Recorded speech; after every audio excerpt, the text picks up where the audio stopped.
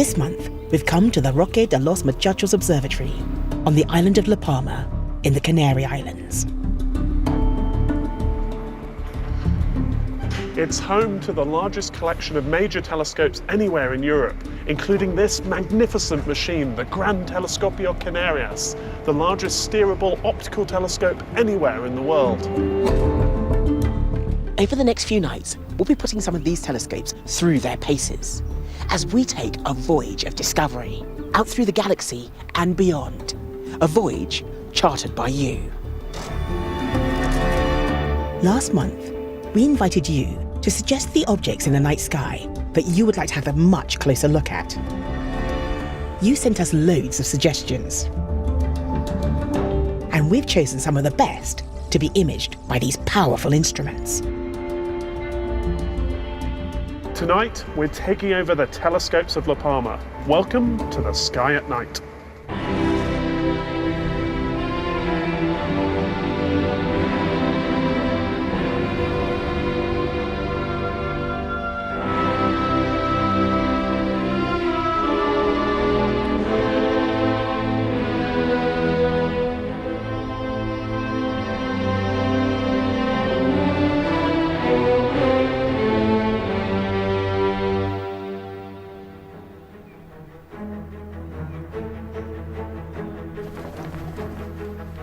It's amazing. We are actually above the clouds. When people think of La Palma, they think of sun, sand and sea. But up here, it's quite different. This site sits 2,400 meters above sea level on a dormant volcano, and it's quite cold. But there's a big compensation. Viewing conditions up here are amongst the best in the world. And with virtually no light pollution and up to 300 clear nights a year, it's a great place to do observing.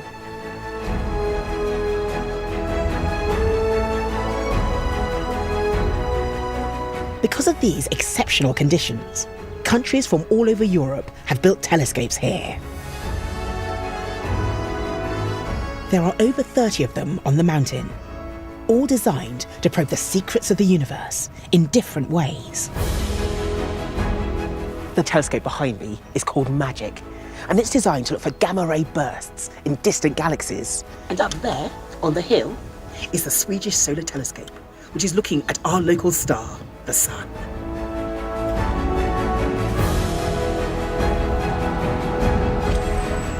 And dotted across the hillsides, these large domes contain huge instruments which can look deep into the universe.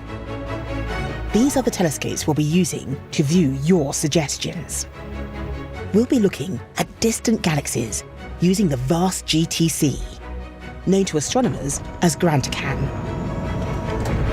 We'll be joining the hunt for exoplanets around other stars. And we'll be following Alan Fitzsimmons as he shows us how to track down some of the smallest bodies in the solar system, comets and asteroids.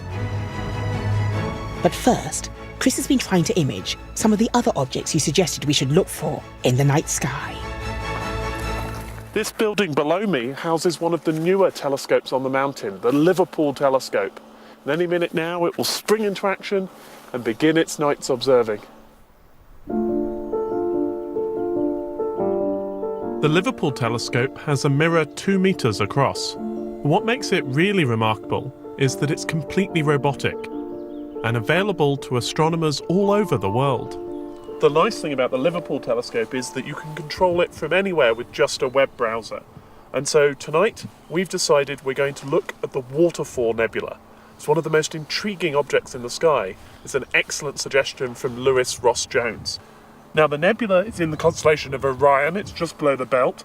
I've already put in the coordinates. I've selected the filters that we're going to use so that we can build up a colour picture of the object.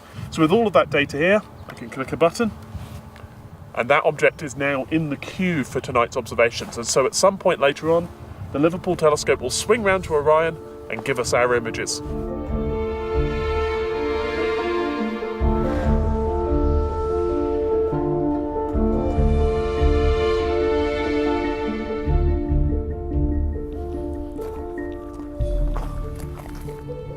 It really is dark out here. It's one of the best skies I've ever seen. When I first came outside, I could see the Milky Way stretching all the way from the horizon, up through Cassiopeia, overhead, and then down through Orion, where the Waterfall Nebula is. And it's particularly clear in that part of the sky right now, so I hope we're getting some excellent images.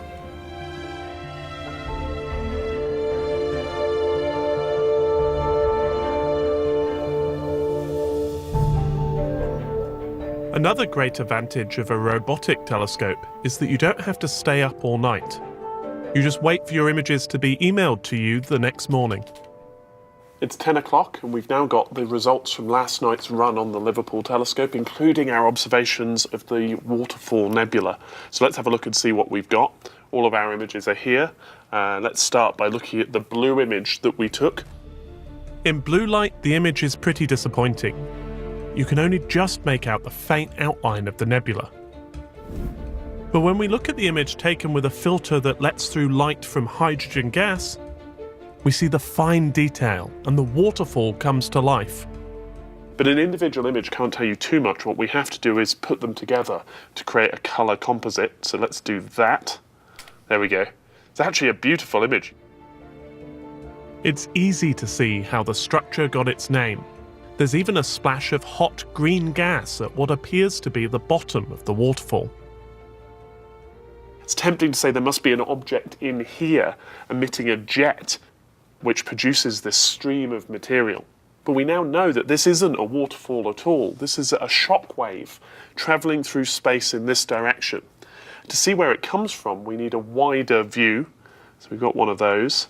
We go here. You can see here's the waterfall, but it comes from this place here, a place where there are 4 young hot stars in orbit around each other. And those stars, about 30,000 years ago, had a catastrophic encounter that set off this shock which has been travelling through space ever since.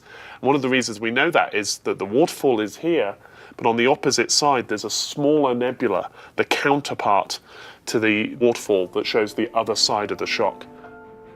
What I really like about this story is that it means this region of space is changing.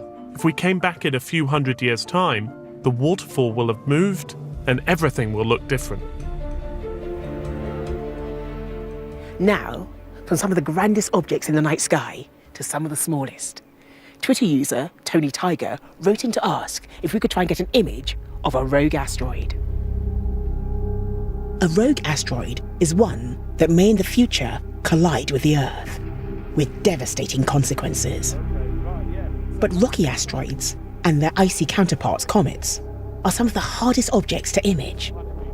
Because they're so small, dark, and they move so quickly across the sky. We asked astronomer Anne Fitzsimmons, who's currently observing on La Palma, to show us how to find these tiny, but potentially deadly bodies.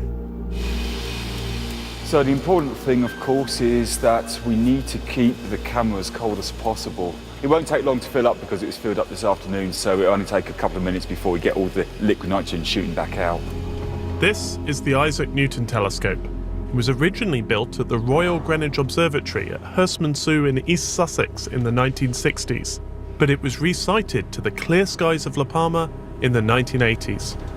The mirror of the Isaac Newton telescope is 2.5 meters across. That's about 100 inches in old money. And it's got a field of view of 1/2 degree across on the night sky. That's about the size of the full moon. That allows us to survey huge areas of sky at a single time and look for comets, asteroids, and anything else we want to observe. 41.3. 41.3. 10 plus 5. 05. 18. 18. 45. 45. J2000. And we're on our way. So when we use telescopes like this to study comets and asteroids, we're not trying to see details on their surfaces. We can't, they're far too small.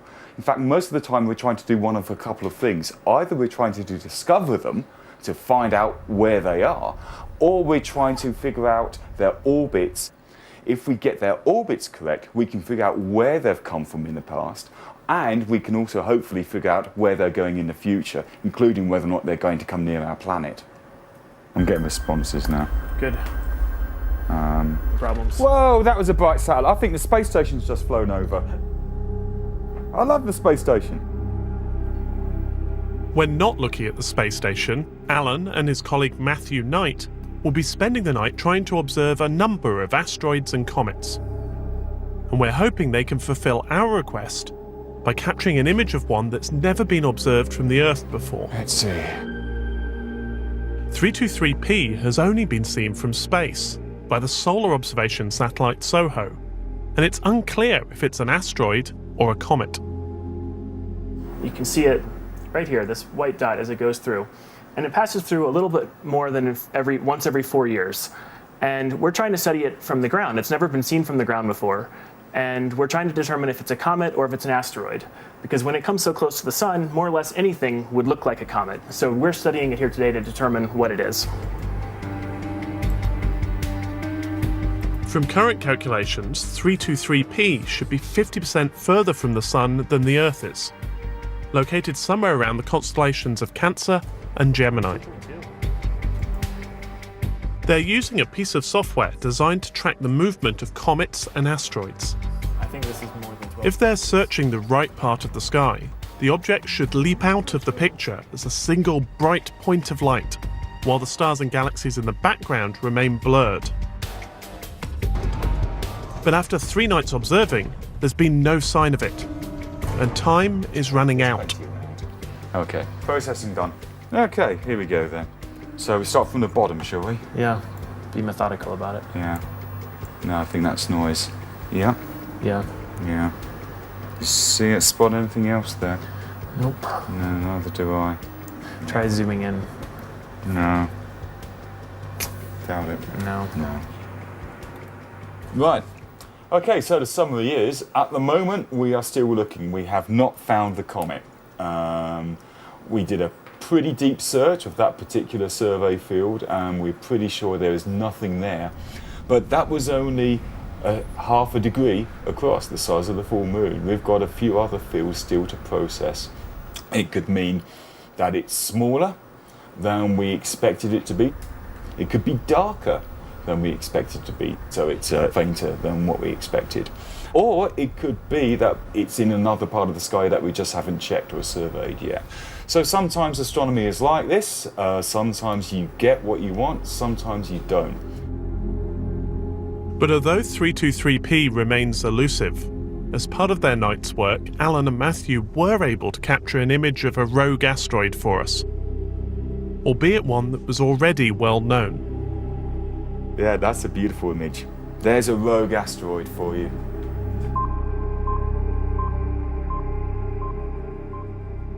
Okay, so we were asked to image a definite asteroid, in fact a rogue asteroid, one that comes close to the Earth. And so we've taken these data of one called 1995 CR, and in these images that I'm blinking through, you can see it moving against the background stars and galaxies. Now, from our brightness measurements, we know that this is about 100 meters across, and we also know from its orbit that it can come within 2 million kilometers of the Earth. So if it ever hit us, it could easily wipe out a city.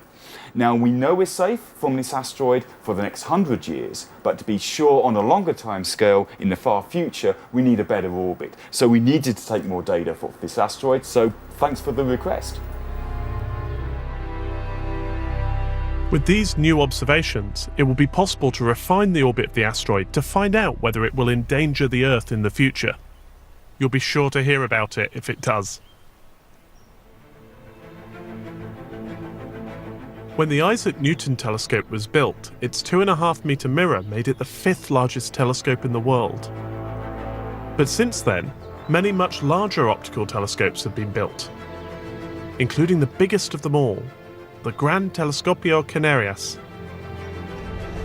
Maggie has been looking into the remarkable feats of engineering that make this telescope possible, and finding out what the astronomers here are using it for.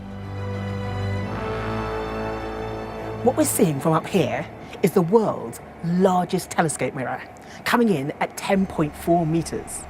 Now, if you look carefully, you might notice it's not actually a single piece of glass. It's actually made up of 36 hexagonal pieces, which butt up against each other to make a continuous area which is roughly the size of half a tennis court. As it gets dark outside, What the astronomers do is they prepare for a night's observation. The first thing they do is open up the telescope dome and then point the telescope to the object they want to see. Now, light from that object shines down onto that huge primary mirror, and then it gets reflected up to the secondary mirror, which sits just here. You can't see it so well from here, but you can see its reflection in the primary mirror. Now, light is then focused down into that tube in the center. That tube actually directs light to the instruments that sit either side of the main mirror. It's an amazing piece of engineering. To enable it to point anywhere in the sky, the whole telescope, all 400 tons of it, is mounted on a moving platform. I think it's amazing. Biggest telescope in the world. And what always surprises me is how smooth they run. You just don't feel any vibrations, nothing. It just glides. What I find fascinating about telescopes like these is for all their huge mirrors and complicated optics, they're not much better in terms of magnification than your best amateur telescopes. But where they do gain is in terms of light gathering power. Because when you've got a mirror that big, you can see faint, distant objects so much more clearly. The GTC is so sensitive, it could detect the light from a single candle as far away as Mars. But what the telescope is really used for is looking deep into space to see objects that, although intrinsically very bright, are extremely far away.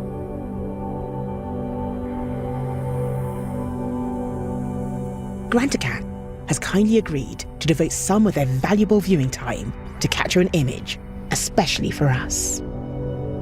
Many of you, Angela Southwood, Mark Williams and George Brown, to name but 3, wrote in to ask that we image galaxies. Many were suggested, but we had to choose just one. And so the giant telescope homed in on NGC 891, a galaxy much like the Milky Way, 30 million light years from Earth. So the telescope is now pointing. We're now right there. So are we actually getting an exposure as we speak? It's reading out. Actually reading up. Okay, so you've got the exposure. In the very Yes. few seconds, we're going to see the very first. It will appear.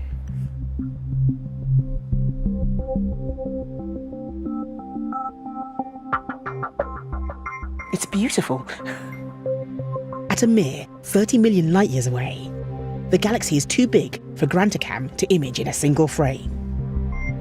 And it takes a range of exposures at different wavelengths of light. Stefan, can you tell me, what are we seeing here?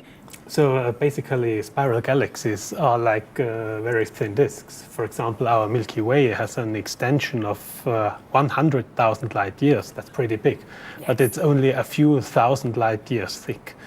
So it basically has the form of a frisbee or a pizza or whatever you like. And the particular thing about this galaxy is that we're looking at it right from the side. All the light you see here comes from many billions of stars. So make a up the galaxy galaxy. like this consists of at least 100 billions of stars. So it's similar to our so own. we do not see any single star in that galaxy. At first glance, you may think that there are no stars where you see these black stripes, but there are as many stars as in all the other regions. It's just that the light is blocked by the dust in the foreground. Those are the details we can make out on the first view. But to get the best image of the galaxy, we needed to process all the images we took that night into a single composite. This is the finished image. A stunning view of galaxy NGC 891, taken by the Gran Telescopio Canarias.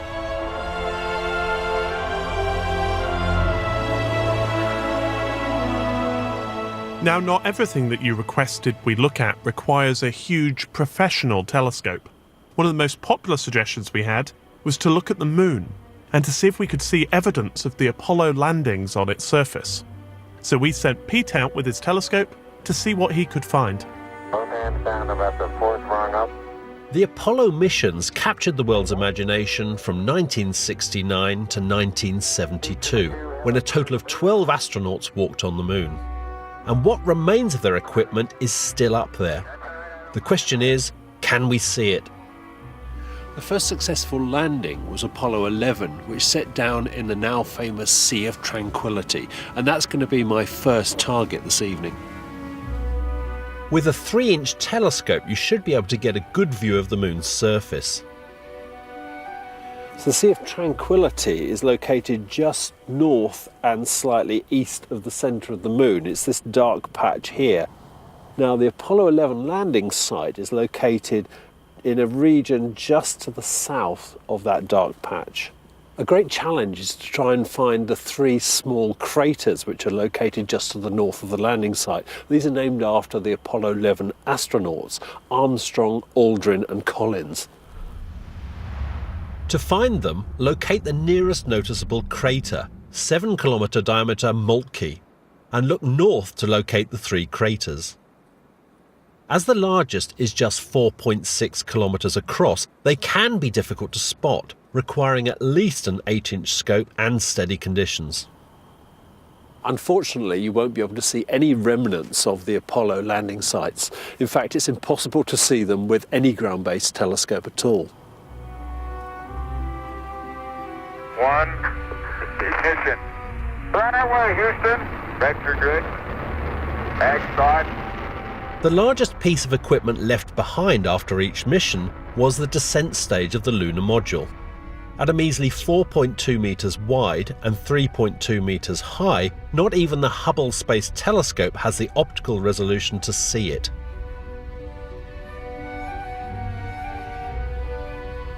But although we can't see the remains of the lunar missions from the ground, it has been possible to image them using spacecraft orbiting the moon. The Lunar Reconnaissance Orbiter, which was launched in 2009, has imaged the lunar surface in unprecedented detail and uncovered some of the relics left behind by the Apollo 11 mission. In this image, you can clearly see the lunar module, and you can even see some of the tracks which have been left behind on the moon's surface by Armstrong and Aldrin as they have explored the site. And the LRO spacecraft has also rediscovered the landing sites of the other Apollo missions. In 1971, Apollo 15 astronauts James Irwin and David Scott were the first to drive the lunar rover, and judging by the 17 miles of tyre tracks left behind, they clearly took it for a good spin. Interestingly, the pictures taken by the crews on the moon do reveal aspects of the landing sites we can see from Earth. And that's because the pictures show features of lunar geology. Behind this picture of the Apollo 15 lander, you can clearly see a lunar mountain, part of the Apennines, a mountain range you can see from the Earth even with a pair of binoculars. The closest large crater to the landing site is Archimedes, which is north of the moon's centre. The Apennines are the bright strip running beside it. Locate the part of the range closest to Archimedes to find the sinuous Hadley Rill, near to where Apollo 15 landed. The moon will be good for observing over the next week or so, so if you fancy having a go at trying to find the landing areas yourself, then you can find more information on our website.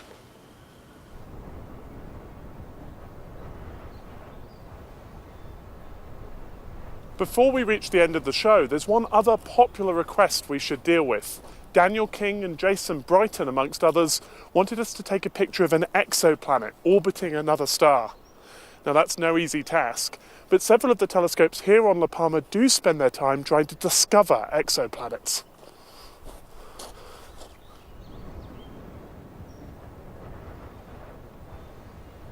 The most prolific planet hunter on the island doesn't look like much. This unprepossessing shed houses Superwasp, which is capable of monitoring the brightness of 800,000 stars at once, looking for the tiny dips in brightness which tell us that a planet has passed between us and the star. Between this installation and a replica in South Africa, Superwasp has discovered more than 100 extrasolar planets.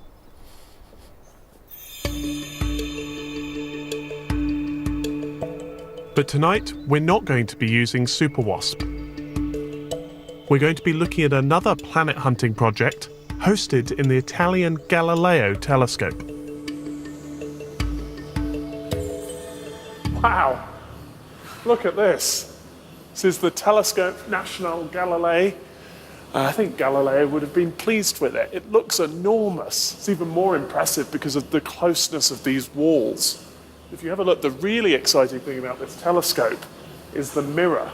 If you come over here, this is the primary mirror, nearly 4 meters across, but look how thin it is. And that thinness means that it can flex to account for the movement of the atmosphere. It's called active optics, and it's the secret to why this is an excellent planet hunting machine.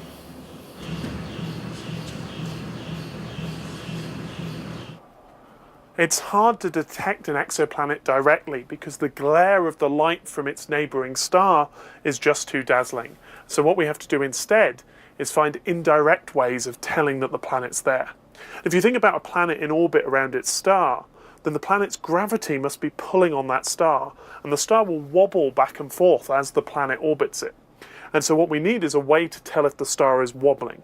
And that's what HARP does. It does that by looking at the spectrum of the star, and we can see what will happen if we look at a spectrum of the sun. So you get the familiar rainbow pattern, but you also get these dark lines, and the lines mark the presence of particular elements. Now the pattern of lines remains constant, but the whole spectrum shifts as the star moves.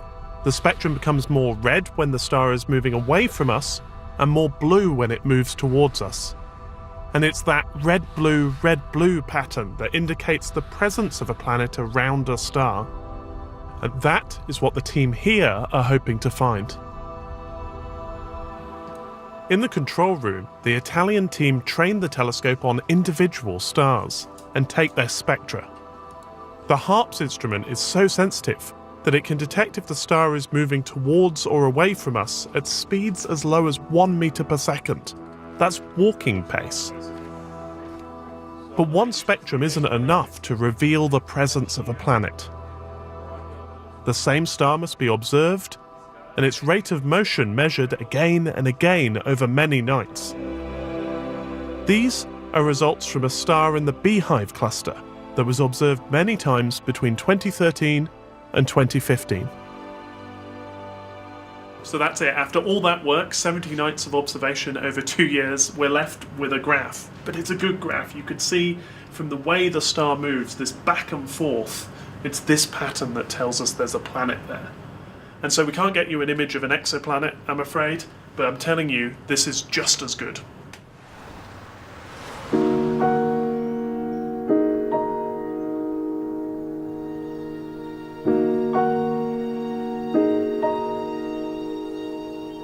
That's all we've got time for this month, and next month there's no show.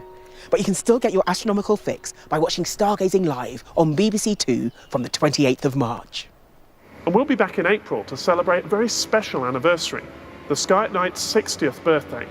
Until then, get outside, get looking up. Good night.